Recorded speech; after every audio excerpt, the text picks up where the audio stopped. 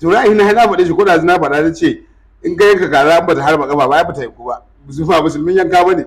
Saboda haka wannan shirye-shirye ne wanda ya baya hana mutuwa. Ya kake tsammani cewa wasu ce sun yarda wai da sakamakon zaɓe, tunda su in ka ɗauko ma tsarin da suka ɗauko ba wai tsari suka ɗauko ba, dama suna tunanin al'umma su zaɓe su. Tsari ne suka ɗauko saboda wayansu ya kai su.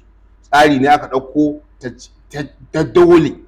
In fact tun kafin yanzu mutanen mu sun sha kirara, tunda mu muna intelligence strategy directorate, to wayoyin da muka bayar waya kullum ta safa daban ta dare daban, abinda mutanen mu suke gaya mana shine sun ce za su kwace zaɓe, sun ce za su yi kaza, sun ce za su yi kaza. Duk kuma muna kallon su, muna ta bibiyar su, kuma mun san duk abin da suka shirya.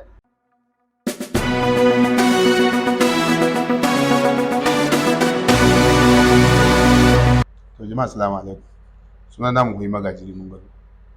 Ni na kula da bangaren da yake kula da tattara bayanan sirri da kuma tsare-tsare na yakin neman zaben dan takarar gwamnan da ya gabata, injiniya Abba Kabir kuma yanzu zababben gwamnan jihar Kano.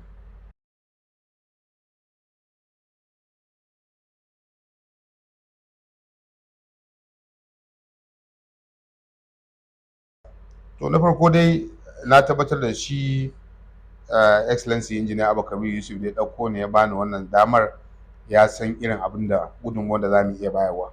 Kuma ni kamar yadda kowa ya san yadda nake tafi da al'amura na, duk wani abu da aka bani komai kankantar sa ba na ɗaukar shi da wasa, na tsayawa in yi shi abin da ya kamata. Kuma alhamdulillah kamar yadda ka faɗa, kuma kowa ya sani duk wanda yake buƙatar gaskiya ya san cewar shigowar mu ya bada gudunmuwa musamman a wannan yankin namu da ma jihar Kano baki ɗaya, ta wajen daƙile wasu abubuwa da dama da suka taso, kuma musamman wajen support base da muka ƙara samu, kuma ita kanta jam'iyyar abubuwan da duk da za su iya shigewa duhu a wannan yunkuri namu da kuma aikin da muka yi a director din ya taimaka ya kawo, wato kamar ya haɓaka tafiyar. So wannan zan iya cewa ba abin da zan ce wanda ya wuce gode wa Allah, kuma zan gode wa specifically mutanen mu na Rimin Gado. Ni kafin yanzu akwai wanda suka ma tura mutane daga nan cikin gari suka je suka ringa zanga-zanga cewa a ƙauyen mu ba a ƙaunata. Amma yanzu ko makiyin Allah ya je ko a ina yake a faɗin jihar Kano nan ko kuma a faɗin ƙasar nan, dai yana bin bibiyar siyasar nan bangaren, ya san cewar zuwa na nan gurin shine ya kawo wannan tafiyar, ya haɓaka tafiyar. Kuma ga lura in ba wannan zirin namu ba, to babu wata kujera da aka ci. Misali wannan zirin namu mun samu nasara, duk da ka gane a lokacin muna takara da gwamna, zaka ce ba takara da dan gwamna ba, da gwamna muka yi takara, da resources din da aka saka, da karfin gwamnati duk kome, amma da ikon Allah da iyawarsa da kuma muka zo muka tsaya muka yi deploy din duk wani fikira da Allah ya bamu, da duk abin da muke da shi za mu iya deploying wanda yake na tsari da doka, kuma Allah ya taimaka aka samu wannan nasarar. So abin da za mu iya cewa sai dai mu gode wa Allah.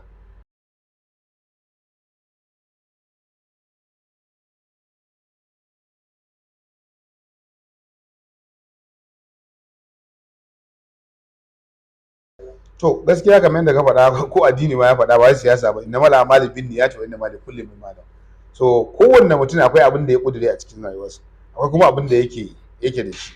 Amma ni dai bisa aqidata, in ka lura ina zaune a cikin gwamnati, kuma aqida ce ta sa na watsar da harkar, na kuma yaƙi harkar, kuma na fito tsayin daka na tabbatar da cewa jihar Kano ta fi bin komai. Jihar Kano ita ce gaba akan komai, domin anan nake, anan ƴaƴana suke, anan iyayena suke, anan za a haifi yara jikoki ma. Saboda haka ni jihar Kano da zaman lafiyar jihar da kuma alkinta jihar ta zama cewa jiha ce da take haɓaka, da za ta ci da kanta gaba, ya fi min zauna a mukami ko wani makamancin haka. To haka ma a yanzu babban abin da na sa a gaba dama za mu yanta jihar, kuma alhamdulillah Allah ya yarda mun yanta jihar kuma yanzu wannan shine nasara na, shine hadafina. Duk wani kuma abu da zai biyo baya ba zai wuce abin da zaka taimaka wa jihar ba.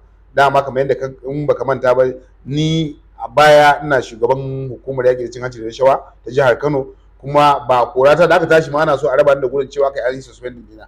To amma na rinka bin abin a hankali, domin da zuwa aka ce kawai aikin da kake ba ma sha'awar sa ka tafi, to da ba ruwa da zuwa kotu ko wani makamancin haka. Amma da aka zo ana so a ce kayi laifi, to shi yasa na ja abin har zuwa yanzu. Kuma a yanzu nake maka magana kana magana da Muhuyi Magaji, shugaban Public Complaint and Anti-Corruption Commission, har yanzu nake maka magana nan bisa hukuncin kotu, kuma muna karkare wannan abin a kotu. Saboda haka ba magana ce ta mukami ba, magana ce ta aqida, magana ce ta jihar Kano da kasar nan baki ɗaya da kuma yankunan mu so ita ce shine muka sa a gaba kuma shi muka jajirce a kansa kuma shine akida. Kotu yanzu ta bada umarni, akwai kotu a Abuja ta bada umarni, ta ce na farko dai a biya ni duk albashi na da aka duk wannan zaman da nayi, ko ta ce a biya ni albashi ta ma lissafin kuɗin sun ta sama naira miliyan 6 kaɗan ne bawa a miliyan 6. Ta ce kuma a ci gaba da bani albashi na duk wata. Ta ce kuma ba za ta shiga hurumin gwamnati na maganar hukunta ma'aikacinta ba, amma kuma gwamnati ba ta da hurumin da za ta ce ta kori wani, ta kori mutum hakan nan ba tare da ta bashi dama ya kare kansa ba. Duk da wannan hukuncin gwamnati ba ta ɗaukaka kara ba, ina zaune a gida aka rubuto min takarda aka ce an kore ni, wannan man koma kotu ko ta ce a ba zai yi haka ba, warware wannan abin ku saurare mu sai mun zo. To wannan shine matsayin da ake ciki. Saboda ba na zuwa aiki, ba na shiga ofis, amma ni ne a bisa idan doka ni ne shugaban wannan hukuma.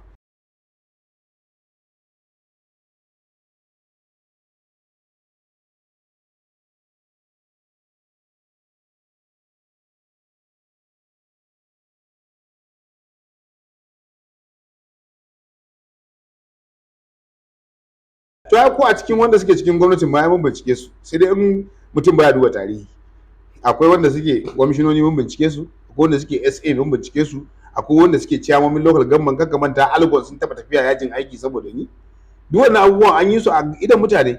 So dan na zo wani guri dama shi irin wannan aikin, ai in dai ba za ka taka kafar wanda ya isa ba to ba aikin kake ba. Yanzu da bayan araba ni da gurin, ina son baka albishir kuma ka je ka bincika, tun da na ba anti corruption ba su taba kiran chairman na local government ba mutum daya. Tun da na ba anti corruption madali a ce commissioner ko wani SA. In fact special assistant SSA sai buga musu waya ce musu muna da case kaza da Allah ba bukatar ayi. Lokacin da nake anti corruption ina so in gaya maka, wallahi tallahi ko mai immunity ba zai kira ne ce ga abin da yake so ayi ba zan yi ba, domin kabarin ka daban nawa daban. Kullukum ra'ayi kullukum mas'ulun ala iti. Kuma wannan dokar da ta kafa gurin nan ta baka dama saki ba kaidi kai aikin ka, kuma na so sa duk inda yake min kai kuma an so a sa manjagara a so sanin so bata yi wa saboda me, saboda Allah ya goya mun baya.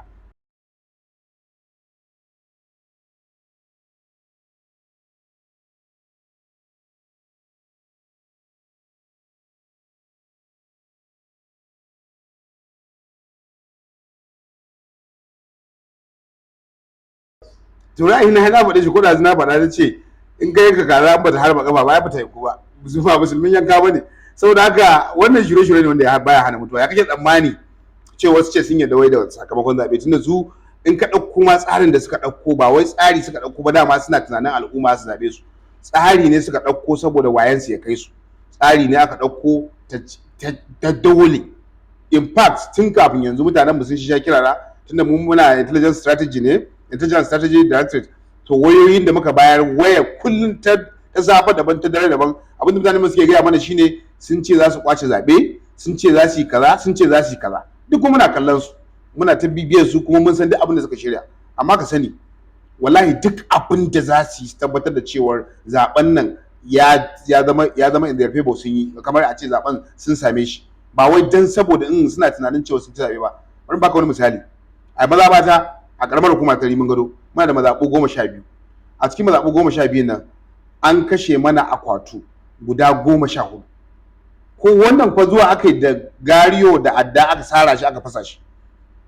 Kuma akwai wanda agent din APC ne zai rubuta takarda, zai sign a takardar nan, ya kama abin nan din ya yaga shi. Saboda haka kaga idan ka dauko tsarin da sai ga cewa dama sun shirya, kuma wannan abin ya faru across the 44 local government. Me suke so su yi? Dama wannan target din da suke, mun faɗa a cikin press conference din da muka yi a baya, wanda ni ma na tsaya wannan press conference shi Dr. Babu da ya gabatar da press conference din a kusan sati 2 da suka wuce baya. Abinda muka ce shine suna da sha'awar su ga sun tura zaben ya fita daga lokacin, tunda akwai abin da ake cewa season. To yanzu season ne na zabe, ana yi a Sokoto, ana yi a Kebbi, ana yi a Zamfara, ana yi a ko'ina. Saboda haka in kana tunanin zaka dauko dan daba daga Kaduna, to su ma wanda suke neman dan daba daga Kaduna suna da shi, suna bukatar shi. In kana tunanin zaka dauko dan daba daga Bauchi ko Bauchi ko ina ne, su ma can suna bukatar shi. To amma idan suka yadda aka ce an tafi inconclusive, to suna da dama da za su je su debo irin wannan yan kalaran yan wace tsaya ce su kawo su nan Kano, su zo su kakkashe mutane, su je su yi abin da suke tunanin za su iya. Amma idan ka dauko duk abin da suke faɗi, da suka ce ba su yarda da zaɓe ba, na kalli press conference ɗinsu suna maganar margin of lead ne, margin of lead, amma ba su gaddaman cewar injiniya Abba Kabir Yusuf, zan iya duba nan saboda in baka figures din exact figure. injiniya Abba Kabir Yusuf ba sai sun yarda cewar ya ɗara su da ƙuri'a 128,897 ba sa inkarin wannan. Kuma in ka kalla ba sa inkarin cewar wannan ƙuri'un halattattu ne. Abin da suke inkari shine a'a akwai guraren da aka ce an kashe, gurin da aka je aka fasa akwati ne, shi suke inkari, because inda aka yi overvoting dama an saka musu shi a cikin margin of lead. Inda aka je aka kashe akwatuna wanda aka ɗauki gariyo, ka zara babin da nufi da gora da gariyo aka fasa akwatu, to wannan shine wanda suke da sha'awar cewar sai an saka shi a abin da ake cewa margin of lead competition. Me margin of lead? Abin da na samu ni Mr. A da abin da Mr. B ya samu sai a duba a ga tazarar. In aka ga tazarar sai a ce to shikenan a cikin wannan tazarar da aka samu, misali an samu tazarar ƙuri'a 100, to shikenan akwatuna nawa ne aka kashe ko kuma aka ce an soke zaben su, sai a ga akwatuna 5 ne, cikin ƙuri'a nawa ce, sai aka ƙuri'a 105 ce, to wannan ƙuri'a 105 sai a ce margin of lead ya gaza wannan ƙuri'a da aka soke, because wannan akwatin za a duba number of adadin katin zaben da aka karba a ciki. To kuma gaskiya suka faɗa, adadin katin zaben da aka karba a cikin akwatunan da suka kashe mana a Kano, wanda suka sa aka, ina gaya maka wannan bisa hujji, ni na zauna a zaɓe a collation center a Rimin Gado, ni na karɓi zaɓen Rimin Gado, ni na kwana ina gaddama da mutanen nan. Akwai akwatu wanda aka kashe mana a wani gari ana ce masa Karofin Yashi, tun karfe 8:30 ba a fara saka komai ba, mutanen suka je suka fasa akwatin. Da suka fasa akwatin sai na zo da kaina na je na samu a EO, aka tafi da DPO, aka je aka kai musu akwatin aka ajiye musu jami'an tsaro, yan immigrations. Da aka ajiye musu jami'an tsaro aka gama zaben nan, bayan an gama zaɓe an ɗauko shi ana wasa ana dariya suna jan hankalin security agency, ga ɗan jami'in tsaro da bindiga, amma wani ya zo ya ɗauki wuƙa ya zo ya fasa wannan abin ya bazar da kayan zaben. Sai da suka yi harbi a gurin suka tattara kayan zaben suka ɗauko su da suka kawo su a collation center, wallahi tallahi in APC ba sai da an kirga akwatin nan ba. Da ka zo da akwati abin da suke cewa kawai a kashe shi saboda me wannan shine target din su. To amma kuma idan ka zo ka duba dokar zaben, ita wannan dokar da ta kawo hukumar zaben, dokar da suke magana, sun yi magana akan section 51 na electoral act, because shi kadai ne wanda yake applicable a wannan. Duk lokacin da suke magana duk shirme ne, wannan an je kotu za mu yi magana, mu lauyoyi ne, su lauyoyi suna da lauyoyin su zo mu ga magana law din ba sentiment bane, maganar law din nan ba wai magana ce ta kawai ni ina da ra'ayi kaza, ra'ayi doka ce kawai. Shi yasa a lauyoyi suke cewa facts speak for itself, equate. So idan ka dauko sai suka wannan adadin akwatuna, kamar yanzu misali a Rimin Gado na ce maka akwai akwatuna guda 16, guda 2 overvoting ne, guda 14 kashe mana su suka yi. Overvoting din nan dole ka saka shi a cikin margin of lead competition da zaka yi, principles din.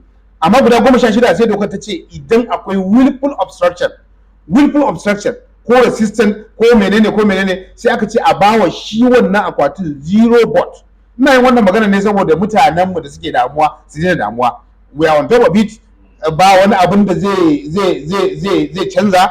Mun ci zaɓe da kyakkyawan rinjaye. Zaɓen da aka ci a 2019 Dr. Ganduje ya ci zaɓe da ƙuri'a 8,000 wani abu, kan mutanen musu manta. Kuma inda za a ɗauko margin of lead, ni na sani a lokacin an kashe akwati a Rimin Gado wajen guda 3 a wannan inconclusive da aka yi.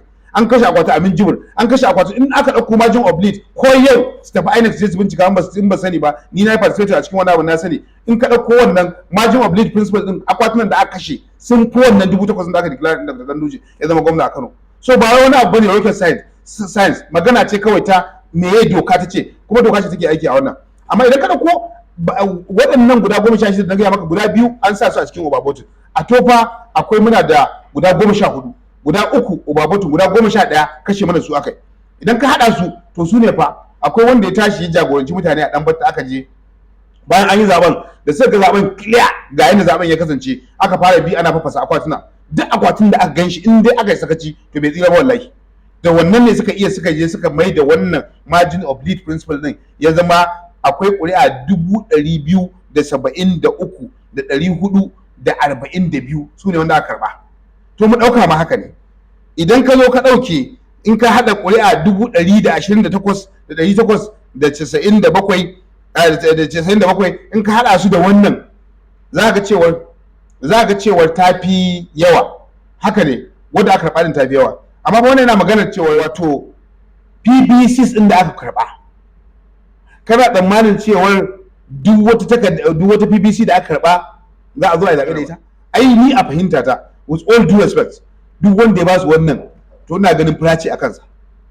Wallahi tallahi wanda zai kalli wannan ya ba, tun na farko ita dokar da mai ta faɗa, dokar ta ce in dai abin ba zai affecting din zaben ba, to ku kuma manta su aina din mu daukawa ba wannan dokar fa da karanto maka wanda akwai ta.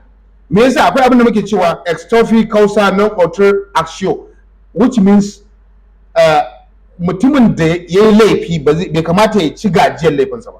Kar ka manta mutanen su suka bi suka faffasa akwatunan, da suka faffasa akwatunan nan da willful, shi yasa dokar ta ce willful, because ra'ayinsu ne yasa suka je suka ko yanzu gobe idan mutum ya zo ya wannan abun ka je ka ƙara mayan masa da shi ka ce a je a yi zaɓe, wanda garanti kake da cewa in ya gaba zai ci zaɓen ba zai je fasa akwatin ba. Shine hikimar wannan dokar da ta ce kada a kirga da shi. To mu ɗauka ma assuming without conceding, abin da muke cewa kenan lo assuming, mu ɗauka ma amma ba wai na yadda ba, to mu ɗauka cewar wannan ma shine margin of error, to mu ɗauko lissafi kuma ai kotu za a je ko ƙarshen dai magana tika ciki. Kuma ka manta akwai abubuwan da doka ta yadda a je da su ko kotu na tribunal. Yanzu maganar da ake cewa post pre-election ya wuce, maganar tribunal ne nan, post election kenan. Post election kuma akwai ka'ida abubuwa guda uku ne da doka ta yadda a je. To shikenan mu dauka wannan ƙuri'a 273,442 su ne wanda za a je a yi zaɓe da su. To kana nufin yanzu muna da ƙuri'a 128,897 a aljihu ma'aje wadda wasu za su tafi nema. Wancan faraban da aka yi da duk abin da aka yi ƙuri'a 26,000 ne fa da wani abu aka ɗora, amma da ƙyar da dukan mutane da waye da haka aka zo aka ci zaben da ƙuri'a 8,000 ko aka ce aka rubuta zaben da ƙuri'a 8,000. Akwai wanda mutum ya ci ƙuri'a 128 da wani abu, kana cewa dole sai kai zanga-zanga ka tafi yin kwankulin su. To anan nake tambaya, wai na tawakkalin da Dr. Gawon da yake magana, shi yake magana cewa idan mutum ya ci zaɓe zai bi shi, yana tawakkali na Allah ne, in Allah ya bashi, in kuma ba zai ma yi adalci ba kada Allah ya bashi. Me na desperation nan? Yanzu misali kana nufin idan ka ɗebe wannan number ƙuri'a 128 da wannan kusan rabin wannan ne, to shikenan duk waɗanda za su je su yi wannan zaɓa ce kuma kowanne duk wanda ya karɓi rijistar sa zai fito zaɓe, shikenan kuma mu fa wanda zai zaɓe mu so zaɓa, in ba ka ta yaya su ce zaɓa, ta yaya su ci zaɓa. To ba wannan ma kake magana, ita kanta kotu sai ta yi la'akari da mutane nawa ne suka fito zaɓen. A wannan zaɓen da aka yi voter turn out din wanda INEC take da shi recorded shine kashi 29% kuma a shi zaɓen da aka yi. To dan ka ɗauko 29, to ba shi ma ka bashi, sai muka bashi conservatively tunda zamu yi argument din shi a kotu, conservatively 40%. To 40% idan ka ɗauko 40% na wannan ƙuri'a 273,442 da suke magana, in ka ɗauko kashi 40% nata, wanda shine wanda maximum ƙura malajin waɗanda za su iya fitowa zaɓe kenan. In dai fitowar zaɓen za a yi daga zaɓen da aka yi na shugaban ƙasa da wanda aka yi na gwamna, shine ƙura malajin bisa ƙididdiga da aka yi da ita. Don ka ɗauko shine zai baka ƙuri'a 123,121 wanda yana ƙasa da wannan margin of late. A ce duk wanda zai fito zaɓe 40% ɗin da suka fito za su zaɓe su, still ba su kawo ma margin of late. Na yarda da damuwar da suke da shi, su zai zama ɗari. Na farko dai mun gaya musu abubuwa a baya sun faɗi, musamman ma ni duk kusan abubuwan da na rinka faɗi a zaɓen nan ɗai ne suke gazawa. Na ce za mu je mu kada gwamna a dawakin tofa da Rimin Gado, mun kada shi. Na faɗi cewa za mu ci local government 31, mun ci local government 38 a zaɓen mu na farko. Wannan ne har yanzu abubuwan a dasi ba ni da adadin sa da kididdigar sa, amma na tabbatar da cewa ba mu yi wani wanda fa akan abin da muka yi a baya ba.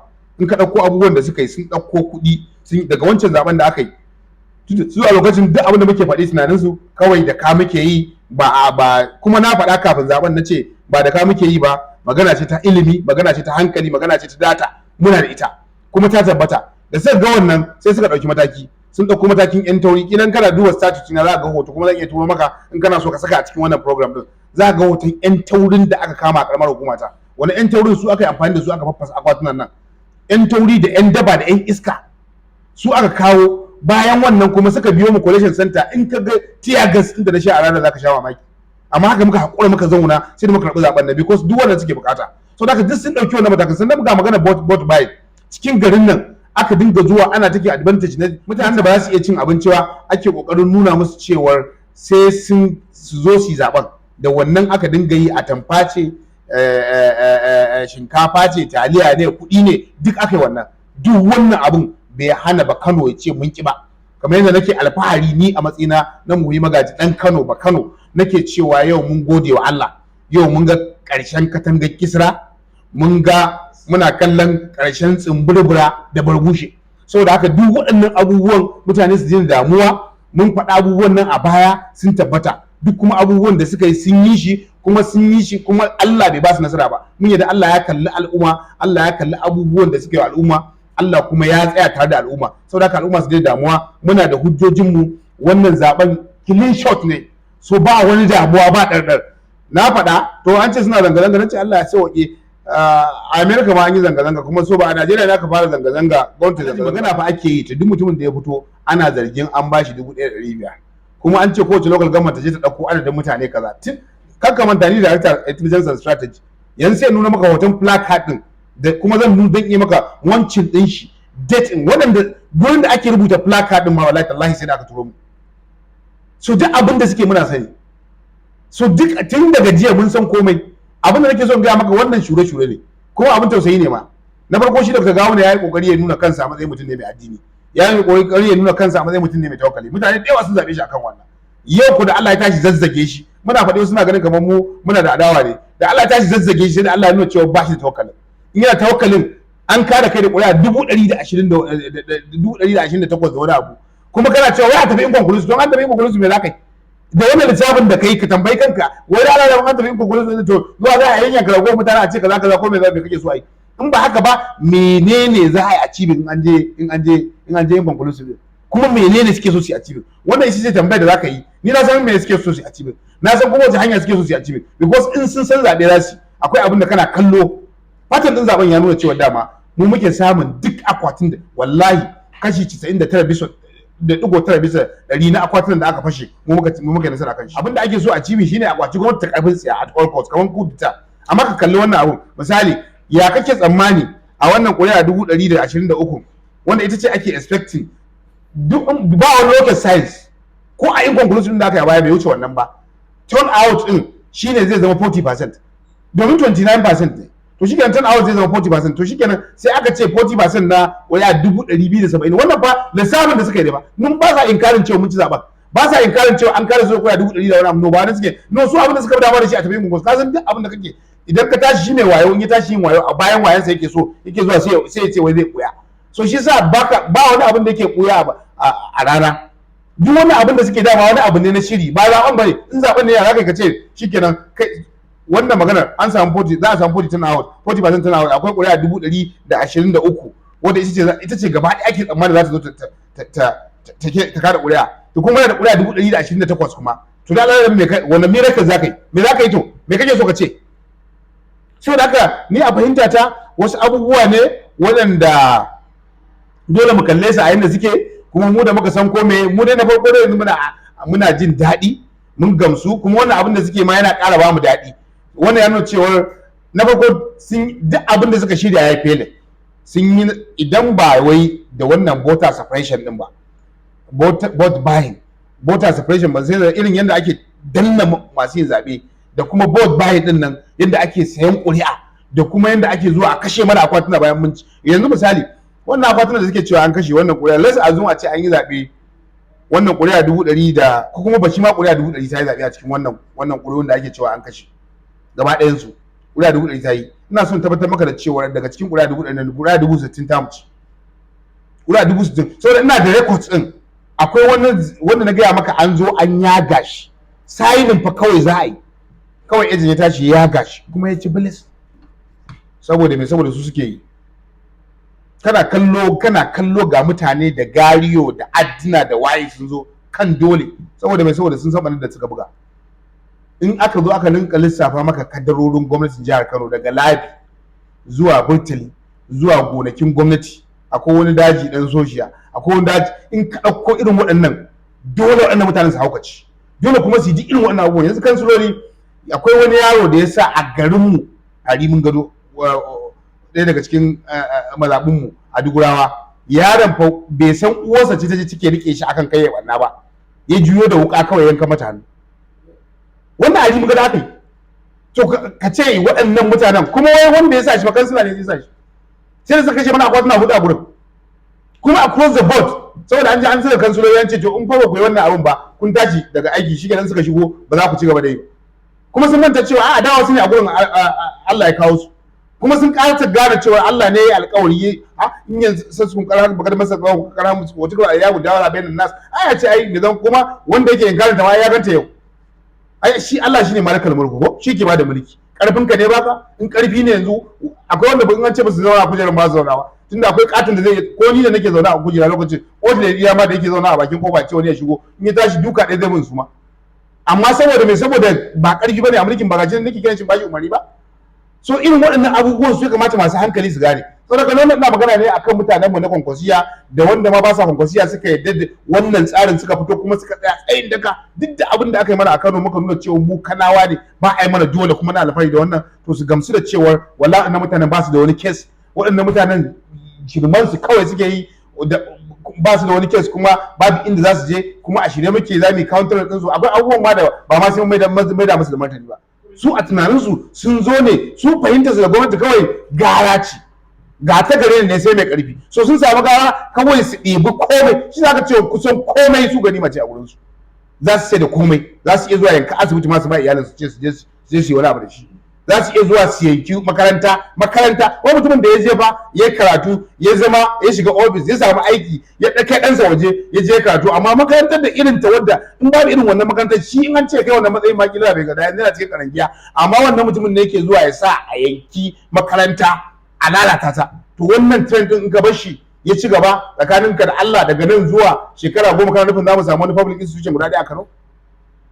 So haka ina son tabbatar maka da cewa za a yi duk abin da zai yiwa, na farko matasa a fito da abin da zai yi. Wannan ina magana ne bisa kyautata zato da ne wa wannan wanda Allah ya ba wa wannan amanar, bisa kyautata masa zato kuma kyautata wa tafiyar ta kwankwasiya gaba ɗaya ta zato cewar da izinin Allah za a yi abin da ya dace, za kuma a zo a gyara kurakurin da aka yi ba, because babu dalilin da za ka shi yasa ko Qur'ani na gaya mana akwai rayuwa a cikin kisasi.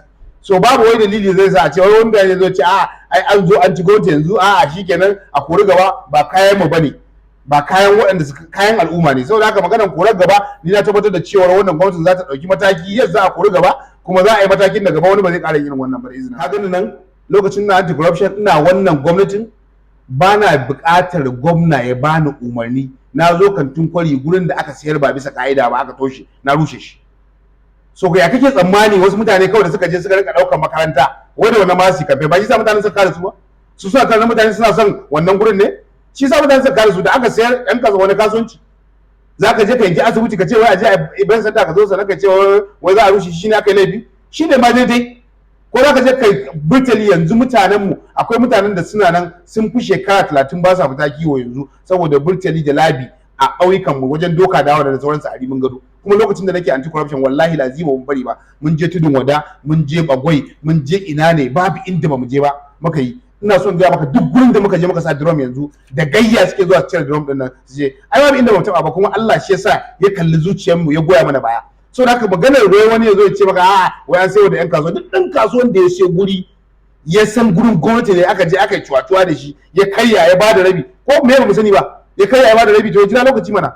Wannan amana al'umma ce kuma sai an sauke ta, Allah zai tambaye mu ai kullakum ra'ayun kullakum mas'ulun an ra'iyati. Mu muka fito muka ce al'umma su zaba, sannan shi injina Abba Kabir Yusuf shi da kansa ya dauki amanar al'umma ne. So ba wannan ina magana ne a madadin sa, ina magana ne a madadin mutumin da ya kyauta gwamnati zato kuma ya da cewa gwamnatin za ta yi abin da ya dace, kuma wannan shine abin da ya dace gwamnati. Ina al'umma godiya da suka fito suka ba mu goyon baya, suka yi da mu, suka yi da abin da muka gaya musu, suka zabi injiniya Abba Kabir Yusuf ya zama gwamnan jihar Kano zababbe, kuma wanda ya duk da kalubale da duk abin da gwamnati ya mana ya ci da gagarumin rinjaye. Mun gode muku Kanawa, kun mana biki, kuma da izinin Allah mu za mu tsaya tsayin daka mu ga cewa mun rama biki.